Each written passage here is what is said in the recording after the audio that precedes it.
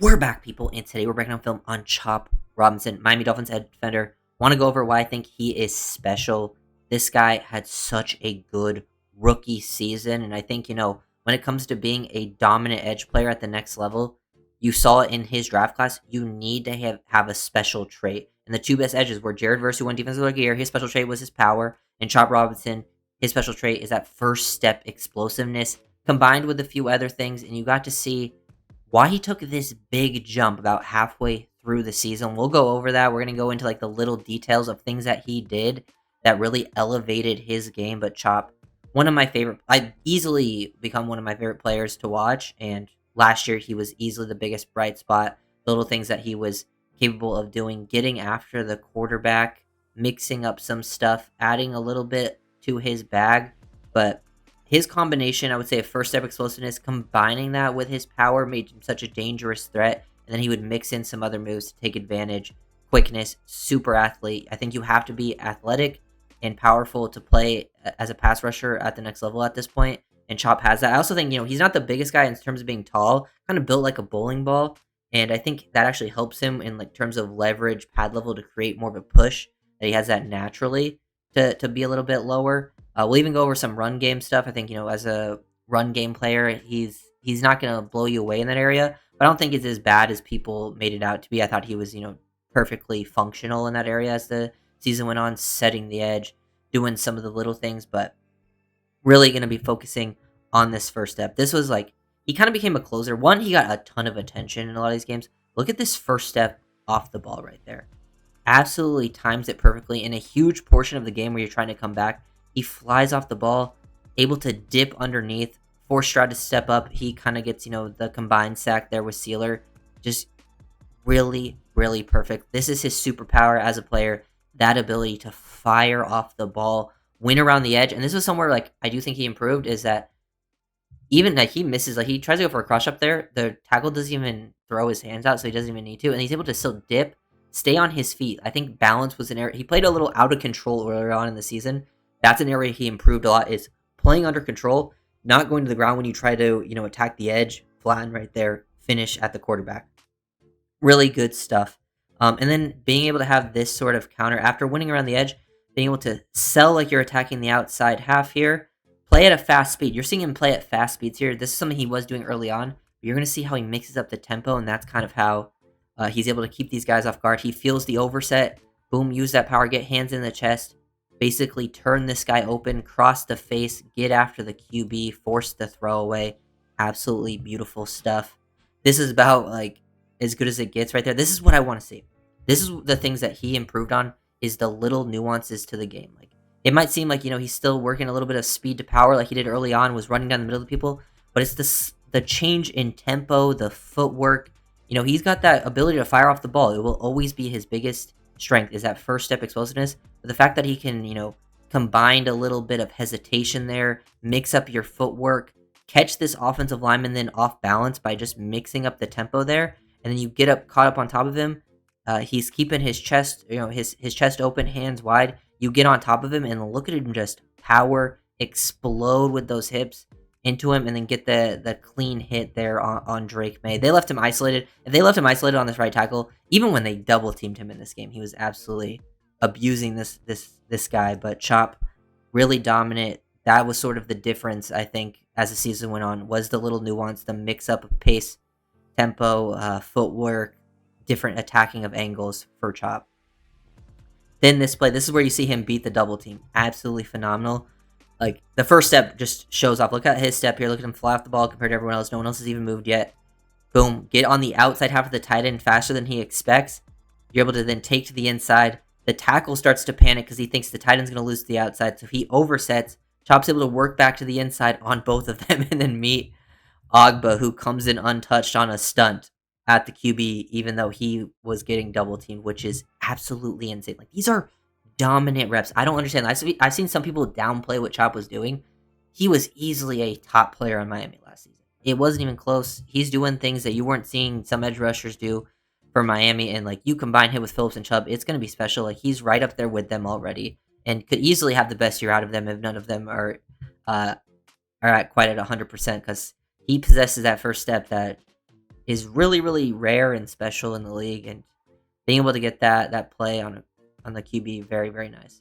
Uh, Here's where you get to see, like, I want to see one more lining up on the inside. You can see they do it like a load front here. Basically, everything's loaded to this side, boss kind of front, chop isolated on the back side here, and he's crashing down. All the space to work with. The right guard works to the loaded side, so he gets extra space to knife down. He's kind of working a twist game with Calais, but he wins with so much space. He's so quick that he's able to win to the inside, get after Stafford, and get a sack. That's another way that he can be used. Another special thing about his game, especially in the Dolphin system, is all those twist stunts that they run. He can be an absolute demon.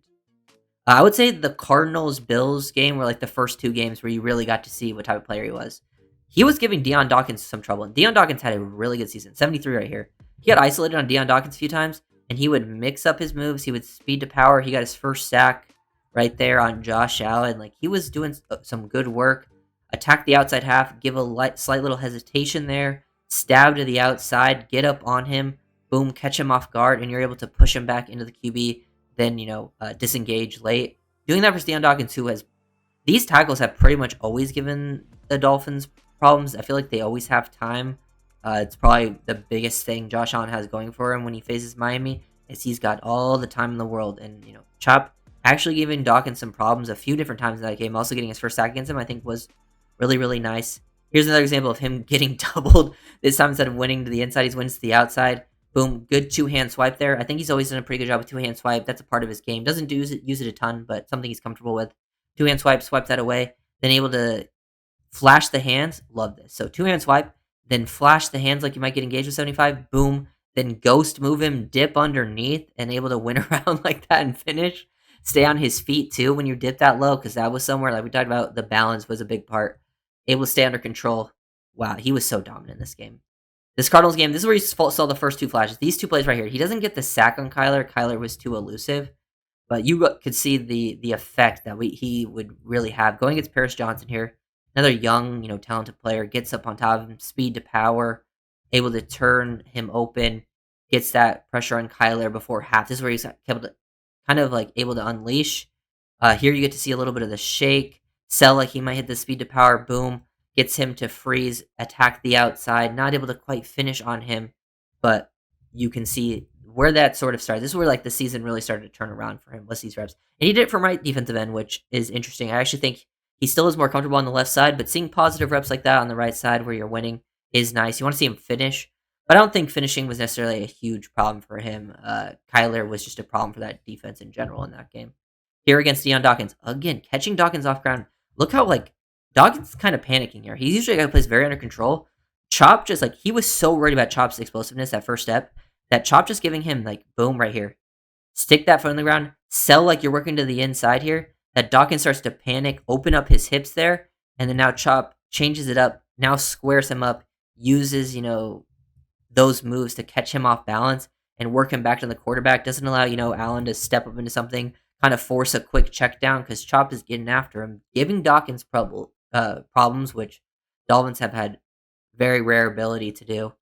He was dominant in this Rams game. Look at him use push and pull, get up engaged on him. Guy actually jump sets him, kind of slows down Chop's momentum. You can still see like the push and pull, extend. He doesn't have the longest arms. Length is not a big strength of his game, but still able to boom, stack, shed, push, pull, rip underneath, get a hit on Stafford. Really good stuff. He also has the ability, I wouldn't say like he has crazy bend, but since he has such good explosiveness and these guys can sometimes be worried about him knifing the inside. If he sells it, he is able to dip and rip underneath with enough bend to win around there and, get these hits. Force the QB to panic. He misses his throw. Brooks almost comes away with the interception. Really good work there. Because this is what happens when you overset him.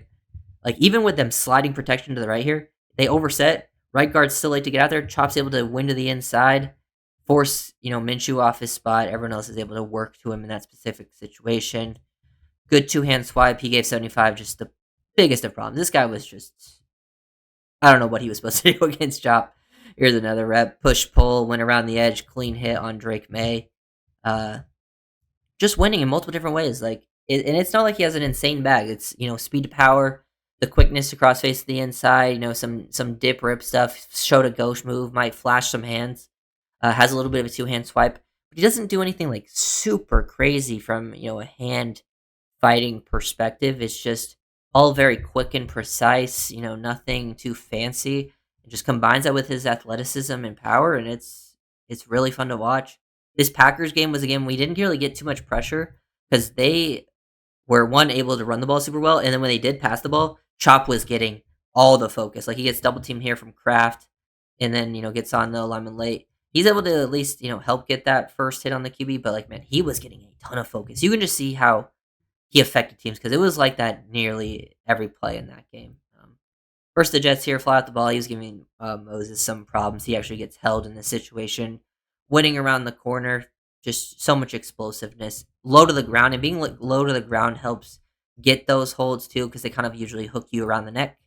That's kind of where it works out for Chop in that situation. Another example, good job using his hands, using the momentum against them, push and pull, able to pull him away. Good job that Chop is able to work in these situations. He does like he's not Cameron Wake, but him and Cameron Wake actually have some similar ways of winning. There's that similar level of like crazy first step explosiveness, using power in a lot of situations. You're kind of hoping Chop becomes that Wake player, and I think you haven't really seen anyone like that for Miami since Wake. That type of uh similar play styles, and I think Chop is the most similar you're probably going to find around the league. So it's nice to see him back.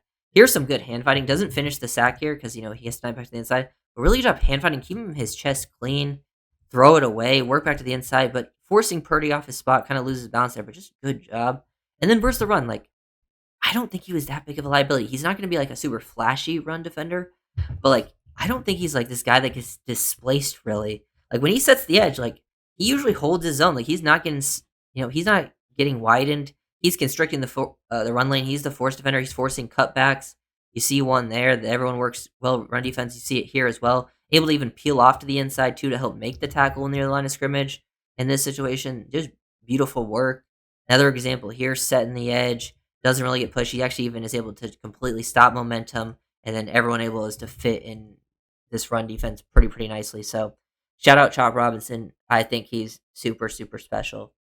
Easily one of the play. I would say there's not many players on the Dolphins with like all pro potential. Like I think there's a lot of good players. There are a lot of guys that I think could potentially make a Pro Bowl, and then maybe there's like a couple guys I could see having like all pro type seasons. At least out of the young guys that maybe there's some older guys that like Tyreek's been an all pro before. I don't think that's gonna happen again. But like out of the young guys, like Chop is one with like real all pro potential, and like he showed it in the NFL. Like if this continues, you can see still an elevation from him. Like that is in the cards for him. So if you guys are comment and subscribe,